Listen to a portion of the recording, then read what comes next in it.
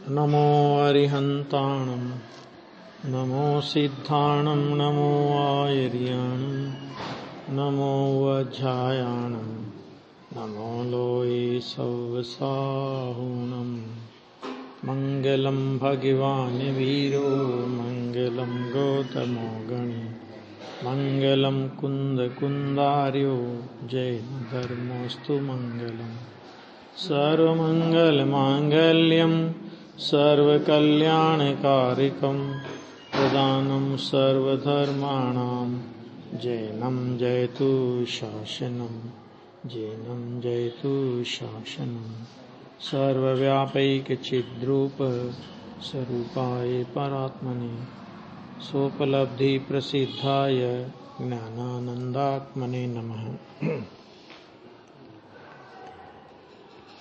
233 number की गाथा चल रही थी और उसमें बहुत अच्छा विषय आया था। आगमहीन की बात आई थी ना।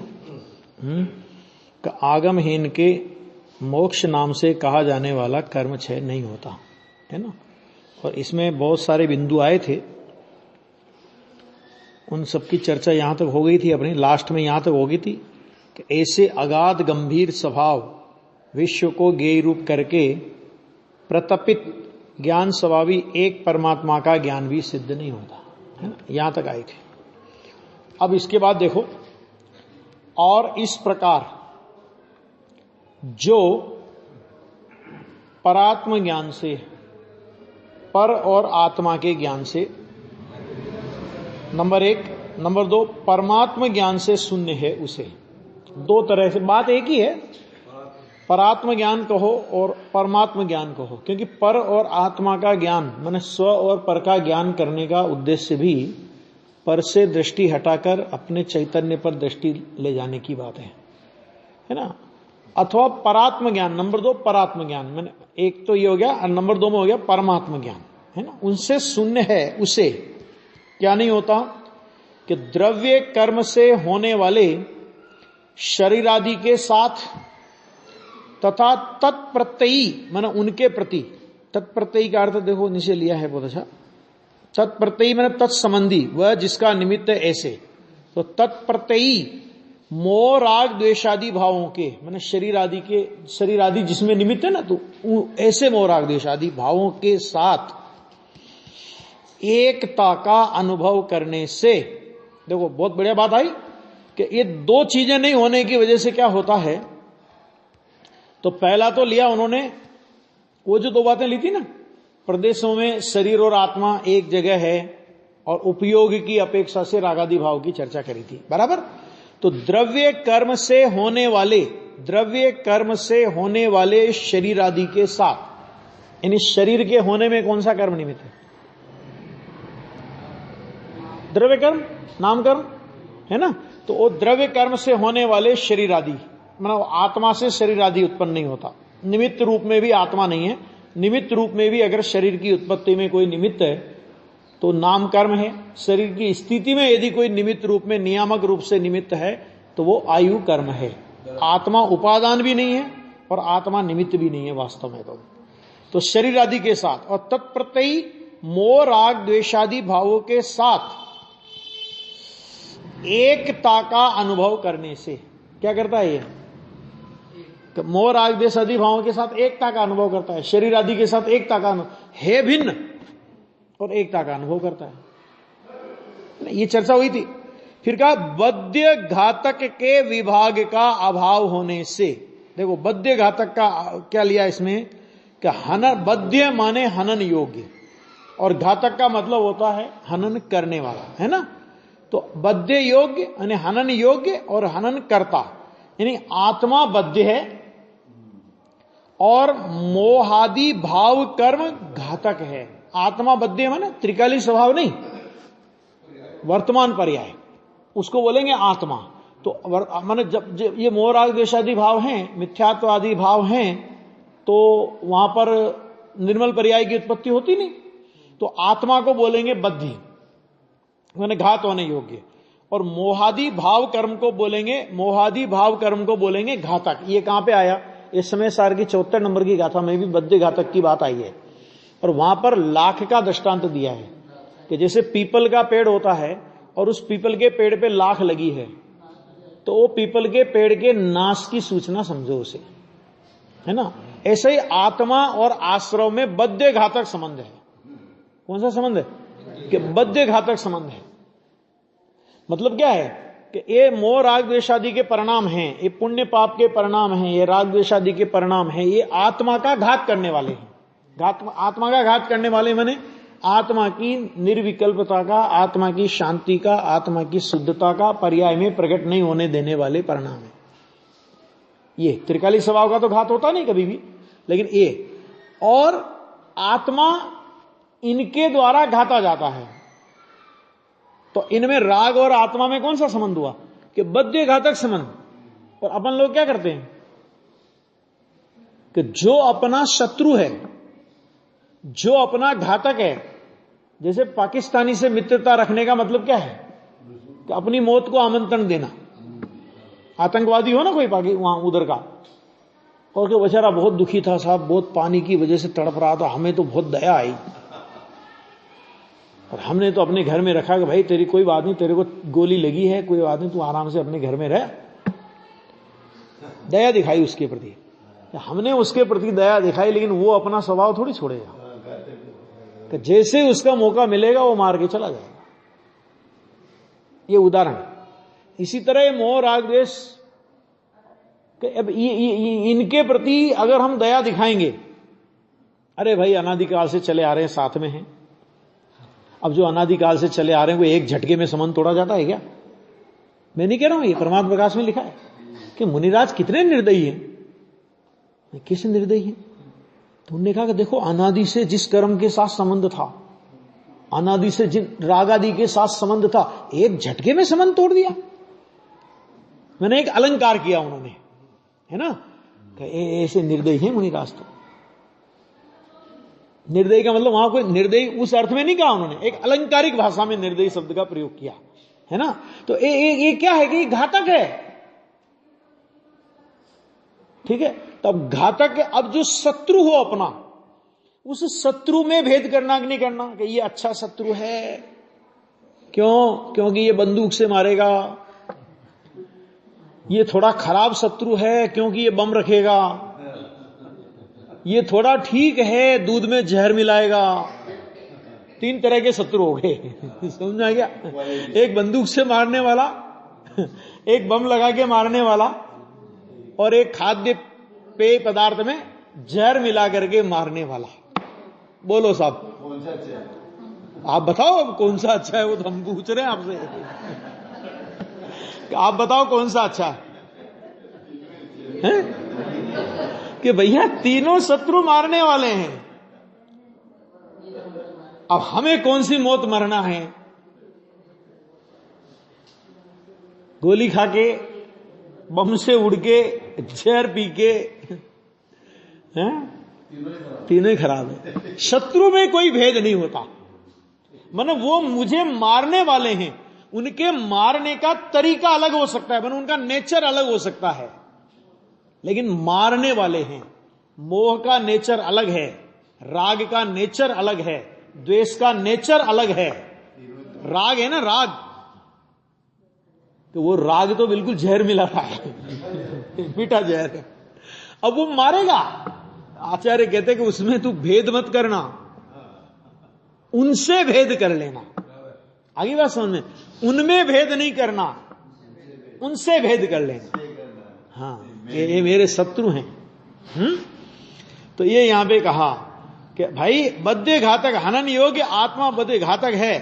मोहादि द्रव्य कर्म भी आत्मा के घात में निमित्त भूत होने से घातक कहलाते हैं। क्या मतलब? कि मूल में तो घातक है मोह रूप राग रूप द्वेष रूप परिणति। मूल में घातक कौन है? मोह राग द्वेष रूप परिणति मूल में घातक है। और उस परिणति में निमित्त कौन है? कि मोह कर्म निमित्त है भाई। मिथ्यात्व में दर्शन मोह निमित्त है, राग द्वेष में चारित्र मोह निमित्त है ना। तो वो घातक का निमित्त हुआ, इसलिए उसको भी निमित्त रूप से घातक कहते हैं। समझ गए नहीं? आतंकवादी का सहयोगी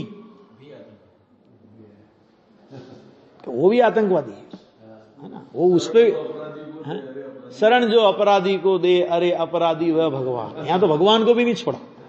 तो अगर अपराधी को भगवान शरण दे, है ना, कि भाई साहब बहुत पाप करो, बहुत मिथ्यात्व का सेवन करो, एक माला भगवान की फेर लेना, है ना। अरे एक माला के जपने मात्र से अगर वो अपराधी को माफ कर दे तो कहते वो भगवान अपराधी है ना। यहां भगवान की भी लिहाज नहीं है तो औरों की किसकी लिहाज होगी? हैं? हाँ, ये अन्य मत में होता है कि नहीं होता? सारे पाप करो, गंगा जी ना लो एक बार। तो मैंने कहा तुम्हारे सारे पाप धुल धुल के गंगा जी में मिल गए, इसलिए वो गंदा और गंदी होगी। तो ऐसे हमारे सबके पाप, मिथ्यात्व, राग, देश के पाप अगर भगवान धोने लगे, है ना, तो भगवान यही काम करने के लिए बैठे थे। अपने पाप धो करके आराम से आराम करने गए थे। अब उनके ऊपर एक जिम्मेदारी और आ गई कि सारे जगत के पाप तुम धो। कहाँ है? कुछ नहीं है। तो इसलिए कहा भैया इनसे भेद करना, इनमें भेद नहीं करना। बराबर? आगे देखो, तो ये बात आ गई। बद्य घातक के विभाग का अभाव होने से, बद्य घातक के विभाग का अभाव होने से मोहादि द्रव्य कर्मों का क्षय सिद्ध नहीं होता। मतलब क्या? कि उसको बद्य और घातक जो है ना, बद्य घातक, मोराग देशादि, वो घातक है और भगवान आत्मा बद्ध है। और इन दोनों के बीच में विभाग होना चाहिए, इन दोनों के बीच में भेद ज्ञान होना चाहिए, तो उसको अभाव वर्तता है। आ गया? तो अभाव होने से मोहादि द्रव्य भाव कर्मों का क्षय सिद्ध नहीं होता। क्यों नहीं होता? क्योंकि जब हमने उनसे दोस्ती की, किनसे? मोर आग देश आदि से हमने दोस्ती की, तो जिनसे हमने दोस्ती की उनका अभाव कैसे करेंगे? वो तो दोस्ती बढ़ेगी। आ गया? तथा नंबर 2, एक तो ये हुआ बद्य घातक वाला। अब दूसरा जो गेय निष्ठता की बात करी थी, कि गेय निष्ठता से प्रत्येक वस्तु के उत्पाद विनाश रूप परिणमित होने के कारण, देखो गेय निष्ठता का बहुत अच्छा अर्थ किया है। गेय निष्ठ का मतलब क्या होता है? निष्ठ का मतलब होता है वफादार। अपनी भाषा में कहें ना तो निष्ठ, ये इनके प्रति निष्ठ है।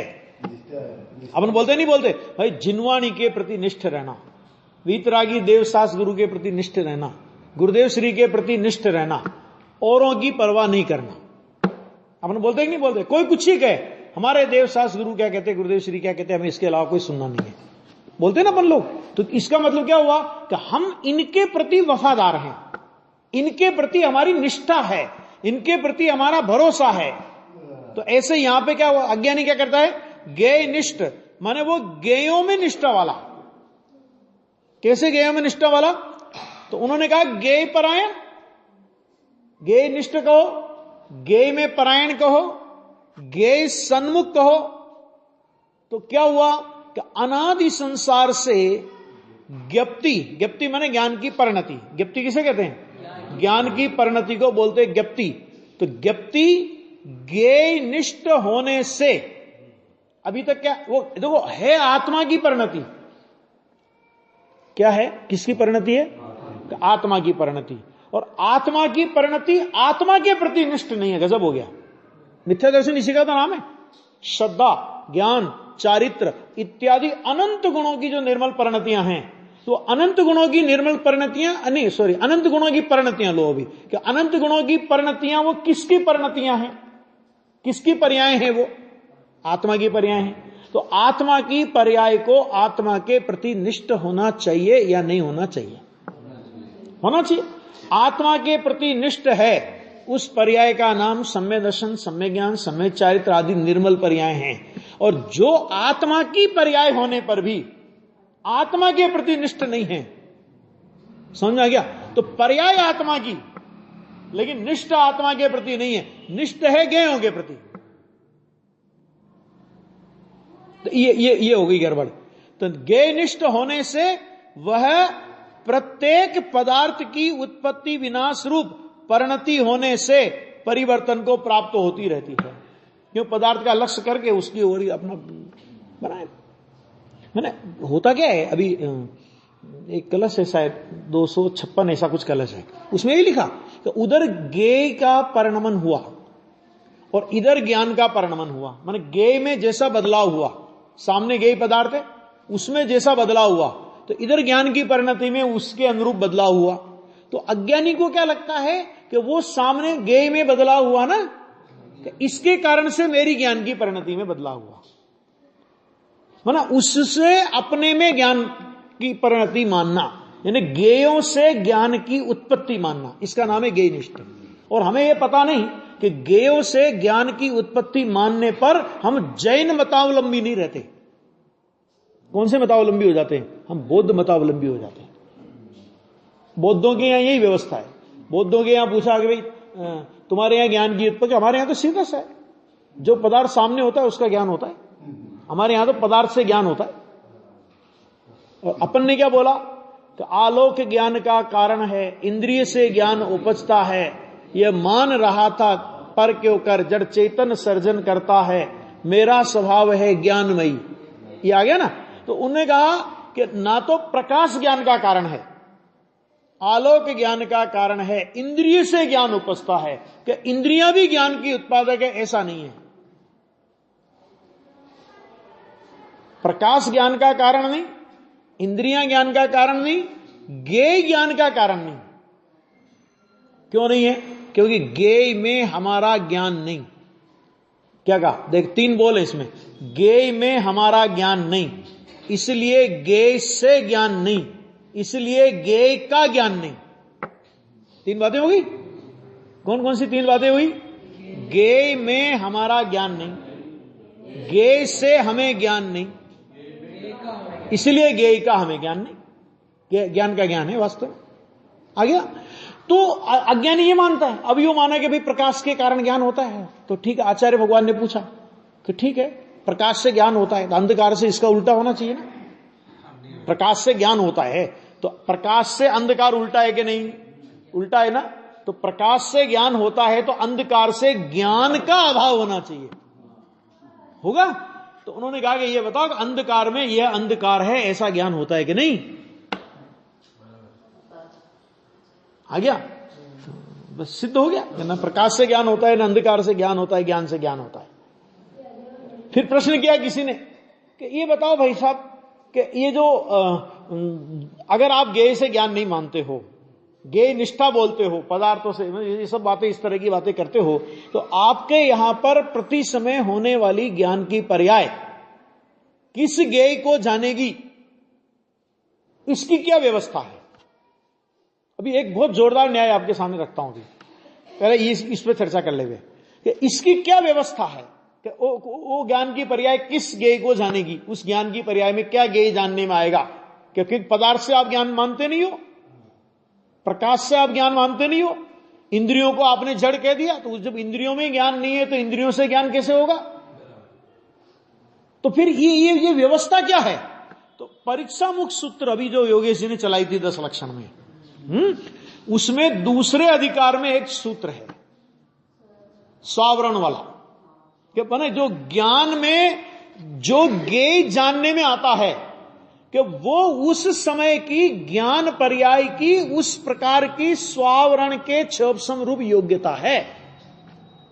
इसका मतलब क्या हुआ कि जैसे ज्ञान पर्याय प्रति समय की नक्की है,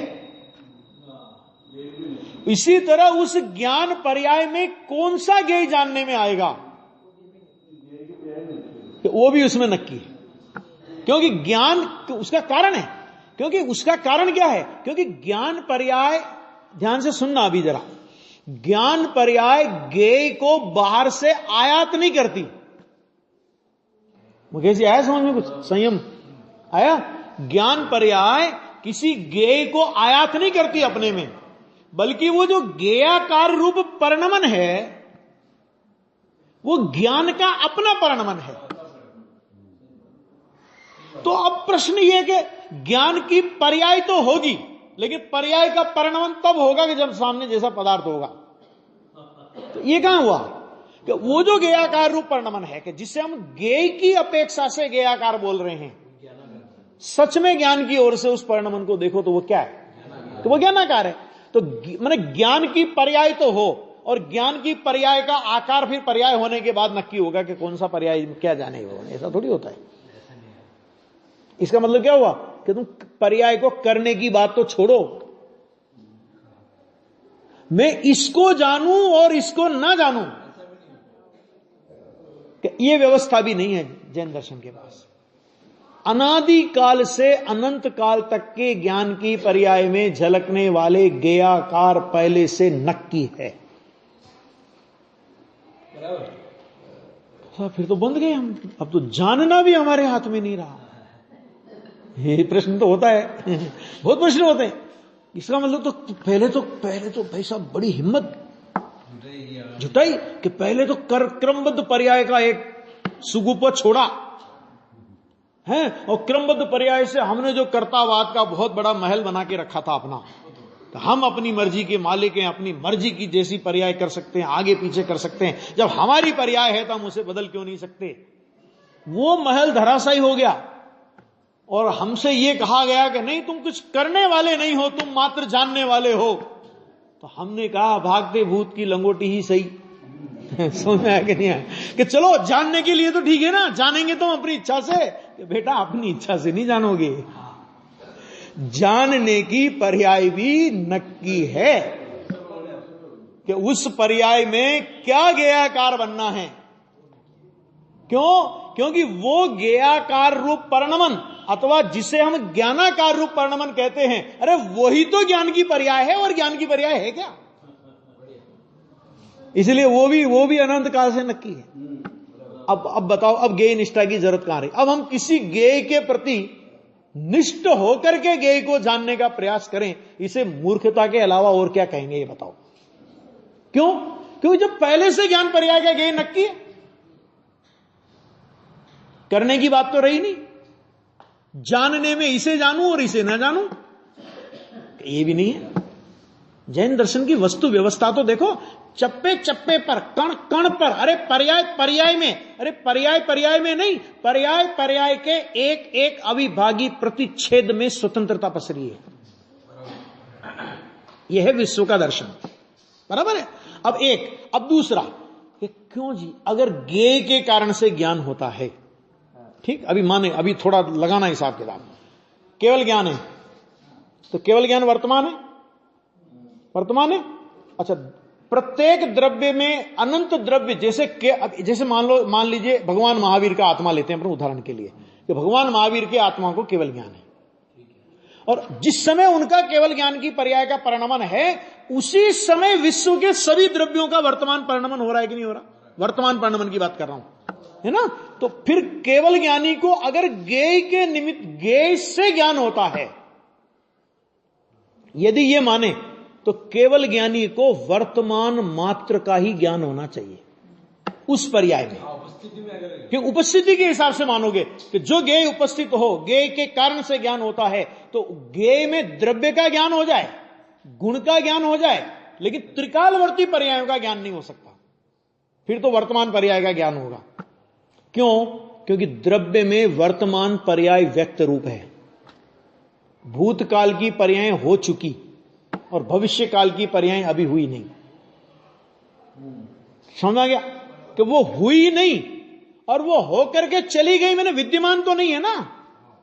तो अविद्यमान भूतकाल की पर्यायों को और अनुत्पन्न भविष्य काल की पर्यायों को ज्ञान वर्तमान वत जान रहा है। पॉइंट समझ में आ गया? बिंदु समझ में आया? ये कि वर्तमान वत जान रहा है, इसका मतलब क्या हुआ चांदमल जी साहब? क्या मतलब हुआ इसका? नहीं, सबको नहीं। क्या वो जो भूत और भविष्य की पर्याय विद्यमान नहीं होने पर भी ज्ञान में उनका ज्ञान हो रहा है, इससे इस बात की सिद्धि हो गई कि ज्ञेय से ज्ञान नहीं होता। नक्की हो गया ना? अभी देखो कि जैसे जब भूतकाल और भविष्य काल की पर्याय विद्यमान नहीं होने पर भी उनका ज्ञान हो रहा है, इससे ये बात भी निकली कि वर्तमान पर्याय की विद्यमानता से वर्तमान की पर्याय का ज्ञान नहीं हो रहा। ज्ञान की जानने की योग्यता के कारण उस पर्याय का ज्ञान हो रहा है। नहीं हुआ सिद्ध?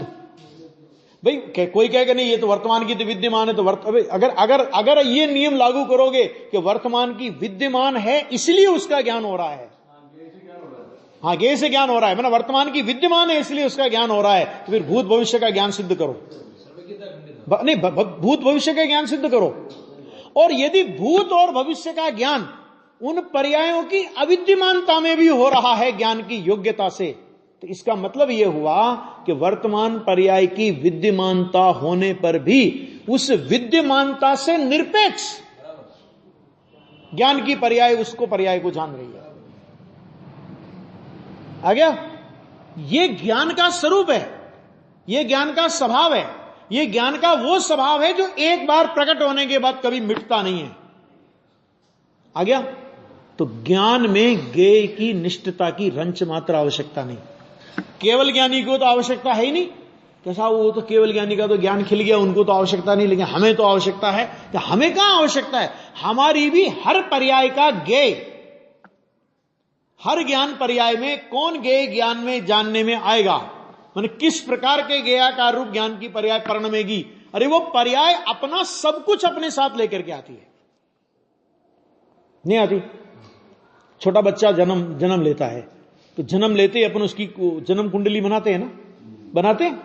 तो जन्म कुंडली में भाई साहब जैन दर्शन की ज्योतिष विद्या के हिसाब से बात कर रहा हूं मैं, चलो कि जैन ज्योतिष या कोई भी मिला अपने को और अपन ने उसका जन्म कुंडली बनाया, ठीक है, और उसने कहा कि ये लड़का 80 साल तक जिएगा और 80 साल में इसके जीवन में ये घटनाएं होंगी होंगी होंगी होंगी होंगी। हो गया? नक्की हो गया? तो अभी ये बताओ कि ये सब होगी, अब हम उसमें कर्तव्य का अभिमान करें कि बेटा हमने तुझे 20 साल का कर दिया। कि अच्छा कितने साल में किया? 20 साल का 20 साल में किया ना, तो 20 साल का 20 साल में तुमने क्या किया? देखो वस्तु स्वरूप विनय का व्यवहार अलग बात है, लेकिन वस्तु स्वरूप अलग बात है। हमने तुझे इतना काबिल बना दिया, हमने तुझे इतना योग्य बना दिया, हमने तेरे लिए इतनी सारी पूंजी की व्यवस्था कर दी, तो उसका पुण्य नहीं होता। सोच लेना, ये सब समझ लेना कि ये व्यवस्था, तो जैसे ये व्यवस्था है ना कि जैसे वो लड़का 80 साल तक जिएगा तो उसके 80 साल के जीवन के एक एक क्षण का परिणमन पहले से सुनिश्चित है। इसी तरह ये छद्मस्त अवस्था भी हमारी, जब तक केवल ज्ञान नहीं होगा तब तक हमारी छद्मस्त अवस्था चलेगी ना। तो जब तक ये छद्मस्त अवस्था चलेगी तब तक इस एक एक समय की ज्ञान की पर्याय में कौन ज्ञेय निमित्त होगा अथवा कौन से ज्ञेयाकार रूप इस ज्ञान का परिणमन होगा, ये अनादि अनंत नक्की है। वस्तु स्वभाव में ये पड़ा है और केवल ज्ञानी परमात्मा इसे जानते हैं। आया? त्रिकालवर्ती पर्यायों को जानते हैं केवल ज्ञानी। तो इसका मतलब क्या हुआ कि द्रव्य में त्रिकालवर्ती पर्यायों की योग्यता, देखो प्रकट रूप योग्यता तो उस समय होगी जिस समय पर्याय प्रकट हुई, वो होगी प्रकट रूप योग्यता, जिसको बोलते हैं तत्समय की योग्यता। लेकिन किस किस पर्याय रूप द्रव्य परिणमा है, परिणमेगा, ये सामान्य योग्यता किस द्रव्य में किस समय नहीं है, बताओ जरा। अभी माथे पे कितना भार लेके घूमना, बोलो, निर्भर होना कि नहीं? बस देखो इसमें क्या है, दो बातें कि पहले दृष्टि अपेक्षा से निर्भर होगा, ये भी ध्यान सुनना। बहुत से लोग अरे साहब फिर ज्ञानियों को भी तो ऐसे विकल्प आते हैं, भरत चक्रवर्ती ने क्यों नहीं सोचा, उन्होंने क्यों नहीं सोचा, युद्ध के लिए क्यों निकल पड़े, ऐसा क्यों हो गया, उनको नहीं पता था क्या ये वस्तु की व्यवस्था। तो देखो एक होती है श्रद्धा अपेक्षा से समझ। हमारी गलती कहां होती है? तो हमारी गलती ये होती है कि हम श्रद्धा की बात को चारित्र में लगाने की कोशिश करते और चारित्र की बात को श्रद्धा में लगाने की कोशिश करते हैं। पहले समाधान होता है श्रद्धा में, माने श्रद्धा में पहले ज्ञातापना प्रकट होगा। श्रद्धा में ये व्यवस्थित व्यवस्था जानने में आने पर त्रिकाली स्वभाव पर हमारी दृष्टि जाएगी। तो श्रद्धा अपेक्षा से निर्भर हुए, अनंतानुबंधी कसाय की अपेक्षा से निर्भर हुए। लेकिन अभी जो तीन कसाएं विद्यमान हैं, ज्ञानी ये जानते हुए भी कि एक समय की पर्याय को भी इधर से उधर करने को मैं समर्थ नहीं हूं। ज्ञानी की भूमिका में भी ऐसा विकल्प आ जाता है। एक पॉइंट, विकल्प आने पर भी और तद अनुरूप प्रयत्न करने पर भी यदि वो पर्याय का परिणमन उसकी इच्छा के अनुसार नहीं हो तो ज्ञानी खेद खिन्न नहीं होते। क्यों नहीं होते? वो कहते हैं कि ठीक है, वो तो पर्याय का परिणमन जैसा होना है वैसा ही तो होगा, हम उसमें क्या कर सकते हैं। तो उसको इस तत्व ज्ञान के बल पर समाधान रहता है।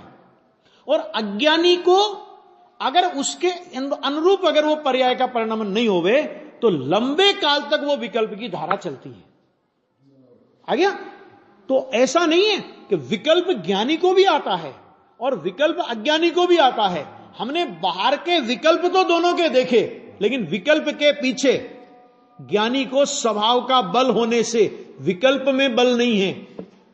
ज्ञानी के विकल्प में कुछ दमी नहीं है, और अज्ञानी को स्वभाव का बल नहीं होने से वो विकल्प में ही दम मारता है। ये अंतर है, और वो अंतर हम लोग नहीं समझ पाते हैं। तो हम लोग क्या करते हैं, तो फिर कुछ न कुछ गलती कर बैठते हैं। ऐसा कैसे हो गया, ऐसा कैसे हो गया, वस्तु स्वरूप। और हर जगह समाधान है वस्तु स्वरूप में। ये लिखा नहीं यहां पे कि अनादि संसार से ज्ञप्ति ज्ञेयनिष्ठ होने से वह प्रत्येक पदार्थ की उत्पत्ति विनाश रूप परिणमित होने से परिवर्तन को प्राप्त होती रहती है। परमात्म निष्ठता के बिना माने अपने स्वभाव में निष्ठ हुए बिना, अपने स्वभाव में निष्ठ हुए बिना क्या नहीं होता? हां, कि ज्ञप्ति का वह परिवर्तन अनिवार्य है। जब तक वह ज्ञप्ति अपने स्वभाव में निष्ठ नहीं होगी, कहते तब तक ज्ञप्ति का वह परिवर्तन अनिवार्य है, होगा होगा और होगा, कोई रोक नहीं सकता। ये ज्ञेय निष्ठता का अर्थ किया इन्होंने, बहुत अच्छा अर्थ किया है। आ गया? अब देखो अपनी टीका में वापस 2 नंबर, ज्ञेय निष्ठता से प्रत्येक वस्तु के उत्पाद विनाश रूप परिणमित होने के कारण, प्रत्येक वस्तु उत्पाद विनाश रूप परिणमन हो रही है। उत्पाद वे उत्पाद वे उत्पाद वे उत्पाद वे उत्पाद वे ध्रुव स्वरूप वस्तु है ही, तो परिणमन हो रही है। और अज्ञानी क्या है कि वो ज्ञेयनिष्ठ है, तो होने के कारण अनादि संसार से परिवर्तन को पाने वाली, हर समय ज्ञप्ति परिवर्तन ज्ञप्ति परिवर्तन ज्ञप्ति परिवर्तन ज्ञप्ति परिवर्तन, यानी एक गेय से दूसरे गेय में, एक गेय से दूसरे गेय में, एक गेय से दूसरे गेय में, उसके बदलने से अपने को, उसके कारण से मुझे बदलाव हुआ है, जो भी तो इस तरह की तो पाने वाली जो ज्ञप्ति, उसका परिवर्तन परमात्म निष्ठता के अतिरिक्त अनिवार्य होने से, अगर परमात्मा स्वरूप में निष्ठ नहीं होगे तो ज्ञप्ति परिवर्तन अनिवार्य है, उसे कोई रोक सकता नहीं है। तो अनिवार्य होने से ज्ञप्ति परिवर्तन रूप कर्मों का क्षय भी सिद्ध नहीं होता। किसके? आगमहीन के। ज्ञप्ति परिवर्तन भी कर्म कहा, ज्ञप्ति परिवर्तन को क्या कहा कि ज्ञप्ति परिवर्तन को भी कर्म कहा। कौन सा कर्म है ये भी भाव कर्म है। जैसे मोह राग द्वेष ये भाव कर्म है, ये वीतरागता के अवरोधक हैं। माने राग द्वेष के रहते रहते कभी भी वीतरागता नहीं होगी। मिथ्या दर्शन सम्यक दर्शन का भाव कर्म है, मिथ्या दर्शन के रहते कभी सम्यक दर्शन नहीं होगा। राग द्वेष के रहते कभी केवल ज्ञान नहीं होगा, मैंने यथा क्या चारित्र नहीं होगा, यूं लो चलो, यथा क्या चारित्र नहीं होगा। इसी तरह ज्ञप्ति परिवर्तन के रहते कभी केवल ज्ञान नहीं होगा, और ज्ञप्ति परिवर्तन के अभाव के पहले रागादि का अभाव हो जाएगा। माने यथा क्या चारित्र यानी संपूर्ण वीतरागता पहले प्रकट हो जाएगी, और संपूर्ण वीतरागता प्रकट होने के बाद ज्ञप्ति परिवर्तन रूप कर्मों का क्षय भी होगा। संपूर्ण वीतरागता के बिना यदि ज्ञप्ति परिवर्तन का क्षय हो जाए तो क्या हो? ऐसा वीतरागता के बिना केवल ज्ञान हो जाए तो क्या हो? कि भाई साहब नहीं, रागी को हो जाए क्या तकलीफ अपने को? जब वीतरागी को होने में अपने को तकलीफ नहीं है तो रागी को होने में अपने को क्या तकलीफ है? अपने को तो कुछ तकलीफ नहीं है, लेकिन वो तकलीफ से बचेगा नहीं। रागी को केवल ज्ञान हो जाए ना, तो केवल ज्ञान में तो सारे पदार्थ जानने में आएंगे, सबसे ज्यादा विकल्प भी होगी, और उसमें अपने पूर्व भाव के रिश्तेदार और भी अपने सगे संबंधी और अपने सारे सब आएंगे। अब किसी के साथ किस गति में क्या व्यवहार हो रहा है, किसी के साथ किस गति में, अरे एक भाव की बात थोड़ी है, कितने कितने भाव अपने भी दिखेंगे। अब सोच लो क्या क्या होगा फिर, है ना। और ये सुविधा नहीं है केवल ज्ञान में, क्या कि इसको नहीं जानू मैं, ये इसको देखने से मेरे को विकल्प होते, चलो फाटक बंद। केवल ज्ञान में ये नहीं हो सकता। मति शुद्ध ज्ञान में तो हो जाएगा, उपयोग बदल दो, ज्ञप्ति परिवर्तन, उधर लक्ष्य मत करो। लेकिन केवल ज्ञान में ये नहीं होगा। क्यों? क्योंकि केवल ज्ञान लक्ष्य पूर्वक जानता ही नहीं है। लक्ष्य पूर्वक जानता हो तो लक्ष्य बदलो ना। समझा कि नहीं आ गया? उसमें तो सहज रूप से जानने में सब आ रहे हैं। तो अगर वीतरागता के बिना केवल ज्ञान हो जाएगा तो विश्व का सबसे दुखी प्राणी केवली होगा। हाँ, ये सोच लेना। नहीं, इसलिए वो बढ़िया है, हैं? क्या? हाँ दिखेंगे ना सारे। अब कोई नरक में डंडे खा रहा है, कोई किसी को पीट रहा है, तो अच्छा मेरे रिश्तेदार को पीट रहा है। हाँ भाई साहब, राग है, जानकारी भी है, राग भी है और अनंत बल भी है, तो फिर तो समोसण छोड़ के चल पड़ेंगे मैदान में। ये नहीं होता अपने यहां तो मुनिराज से ही ये लाइन चालू हो जाती है। तो मुनिराज जो जंगल में रहते हैं, अब जंगल में रहते हैं तो गाय के पीछे शेर भग रहा है, ठीक है। मुनिराज चाहे क्षत्रिय हैं तो शेर का भी कान पकड़ लें, इतनी ताकत है उनमें, लेकिन विकल्प नहीं आएगा। क्या वाह साहब, कैसे अहिंसा महाव्रत की धारी? तो अहिंसा महाव्रत का मतलब यह है कि मेरे निमित्त से किसी जीव की हिंसा ना हो। सारे जगत की हिंसा को रोकने का ठेका नहीं लिया है। क्या ऐसा क्यों? इतने निर्दयी क्यों होते मुनिराज? कि तुम्हें पता ही नहीं, मुनिराज निर्दय नहीं है, वो केवल ज्ञान की रिहर्सल कर रहे हैं कि केवल ज्ञान होने पर इससे भी भयानक दृश्य तुम्हें देखने पड़ेंगे और उससे तुम अप्रभावित रह सकते हो कि नहीं रह सकते हो, है ना। एक गाय के पीछे एक शेर भग गया और तुम अपनी साधना छोड़ करके उनके पीछे भग गए, तो फिर केवल ज्ञान होने पर तो समोसन में टिकोगी नहीं। लेकिन घबराने की इसलिए बात नहीं है कि ऐसे जीवों को केवल ज्ञान होता ही नहीं। आगे बात समझ में, इसलिए कोई ज्यादा तकलीफ वाली बात नहीं है वो। तो ये आ गया भैया, तो ये आ गया देखो।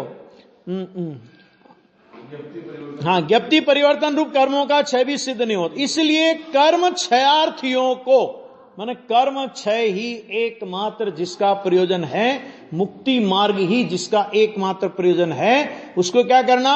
सर्व प्रकार से आगम की पर्युपासना करने योग्य है। आ गया? पर्युपासना, ये बहुत से चक्कर। अभी एक और अपने में विवाद चला था, ये 10 लक्षण शब्द के लिए पर्यूषण शब्द बोलते हैं ना, तो इसमें भी बहुत लोगों को तकलीफ। घरे साहब पर्यूषण शब्द तो श्वेतांबरों का। भाई साहब, श्वेतांबर भी हमारे, जो कुछ भी मान लो, कुछ भी उनके पास थोड़ा बहुत, जो कुछ उन्होंने सच्चा माल मिलाया होगा, उनका तो सच्चा नहीं है, लेकिन उनने जो अपनी झूठ को चलाने के लिए सच्चा मिलाया है, वो हमारा मिलाया है। कि पर्यूषण मैंने कहा हमारा शब्द है, दिगंबरों का नहीं है, श्वेतांबरों का शब्द है। जैसे बताया था ना कल भिक्षु वाला, ऐसे अब यहां आया ना, देखो पर्युपासना ऐसा, तो वो करना योग्य है, मैंने विशेष रूप से उसकी उपासना करने योग्य है। अभी देखो भावार्थ, आगम की पर्युपासना से रहित, माने आगम की उपासना से रहित जगत को आगमोपदेश पूर्वक स्वानुभव न होने से, सीधी सी बात है कि जब हम आगम की उपासना नहीं करेगा जगत, जगत को आगम की उपासना नहीं करने के कारण आगमोपदेश पूर्वक स्वानुभव नहीं होगा। आगमोपदेश पूर्वक क्यों लिखा स्वानुभव के लिए?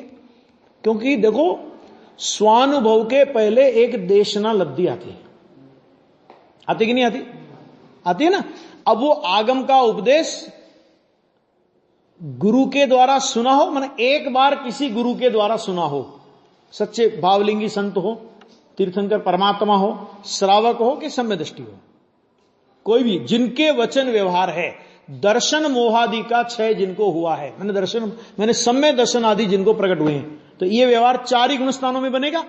या तो 4थे गुण स्थान वाला होगा उपदेश देने वाला, या तो 5वें गुण स्थान वाला होगा, या तो 6ठे गुण स्थान वाला होगा, और या फिर होगा 13वें गुण स्थान वाला। बराबर। तो उनका एक बार उपदेश सुना, भले ही हमने पिछले भाव में सुना, भले ही हमने उसके पिछले भाव में सुना, है ना, वो एक बार आगम उपदेश गुरु के द्वारा, धर्मात्मा के द्वारा मिला हुआ हो, फिर बाद में भले इस भाव में साक्षात ना मिले कोई धर्मात्मा, तो भी पूर्व भाव में सुना हो, तो यहां जिनवाणी सुनकर के भी, जिनवाणी पढ़ करके भी पूर्व भाव की उस देशना के प्रताप से और अपनी योग्यता से सम्यक तो प्राप्त कर लेगा। मिथ्या दृष्टि की देशना जिसने जीवन में कभी भी, और अगर कोई ज्ञानी की देशना नहीं सुनी, तो मिथ्या दृष्टि की देशना से किसी को सम्य दर्शन हो जाए, ऐसा 3 काल में नहीं होता। ठीक है। ये देखो, आगमोपदेश पूर्वक स्वानुभव न होने से यह जो अमूर्तिक आत्मा है सो मैं हूं। मैं कैसा हूं? अमूर्तिक आत्मा। और ये समान क्षेत्रावगाही, एक क्षेत्रावगाही नहीं कहा, देखो समान क्षेत्रावगाही, मैंने जहां आत्मा का क्षेत्र है वहीं पर अभी शरीर का क्षेत्र है, शरीर और आत्मा समान क्षेत्र में रह रहे हैं। ऐसा नहीं हो सकता कि हम आत्मा को तो मंदिर में ले आए, शरीर को घर पे रखे आए, शरीर में थकान बहुत है, शरीर से बोले अच्छा भैया तू सो आराम से, हम मंदिर होके आते हैं। ऐसा नहीं हो सकता, आत्मा और शरीर साथ में आएंगे, ऐसा है ना। तो समान क्षेत्रावगाही शरीर आदि वह क्या है कि वह पर हैं, एक पॉइंट, एक ये तो वह प्रदेश इसकी अपेक्षा। अभी दूसरा, इसी प्रकार ये जो उपयोग है, उपयोग माने जानन जानन जानन जानन जानन जानन जानन आ गया, जिसको तत्व सूत्र में कहा उपयोगो लक्षणम, जिसको अपन ने कल कहा था एक होता है त्रिकाली उपयोग, त्रिकाली उपयोग स्वरूप शुद्धात्मा है ना, और एक होता है उसका वर्तमान उपयोग, मैं ज्ञान दर्शन उपयोग में जीव तत्व हूं, ये त्रिकाली उपयोग स्वरूप शुद्धात्मा है, और मेरा कार्य ज्ञाता दृष्टा है, ये वर्तमान उपयोग की परिणति है। तो ये जो उपयोग है सो मैं हूं, और ये उपयोग मिश्रित, मानो उपयोग में जो जानने में आ रहे हैं, ऐसे मोह राग द्वेषादिक भाव है सो पर है। बराबर। इस प्रकार स्व पर का भेद ज्ञान नहीं होता था। किसको? आगम की परिउपासना नहीं करने वाले को ऐसा नहीं होता था। उसे आगमोपदेश पूर्वक स्वानुभव न होने से मैं ज्ञान स्वभावी एक परमात्मा हूं, बस बात पूरी हो गई। यहां पे कितना जानना, मैं ज्ञान स्वभावी एक परमात्मा हूं, है ना। गुरुदेव श्री की भाषा में हूं परमात्मा छू एम नक्की कर, हूं परमात्मा छू एम निर्णय कर, हूं परमात्मा छू एम अनुभव कर, है ना। ऐसा एक जगह इस स्लोगन लिखा हुआ था और नीचे लिखा हुआ था गुरुदेव श्री कांजी स्वामी। तो लोगों ने क्या उसका बमंडर मचाया, तो ये कांजी स्वामी ये कह रहे हैं कि मैं परमात्मा हूं, तुम ऐसा नक्की करो। क्या अरे भैया कि मैं परमात्मा, मैंने ये कहने वाला कौन है, ये बात किसने कही। जैसे होता है ना, किसी का भी अपन स्लोगन लेंगे, किसी का वाक्य लेंगे और उसका संदर्भ देंगे ना अपन लोग कि ये फलाने चंद जी का वाक्य है, तो उन्होंने कहा कि देखो ये तो ऐसा उपदेश दे रहे हैं मैं परमात्मा हूं, तुम ये नक्की करो। मतलब क्या है कि मैं श्रावक हूं, सम्य दृष्टि हूं, ये मत मानो, मैं परमात्मा हूं, ऐसा नक्की करो। तो भाई साहब अभी क्या बोले अभी समझ में आ गया? हाँ वैसे हो गया ये। देखो इस प्रकार जिसे नंबर 1 स्वपर का ज्ञान।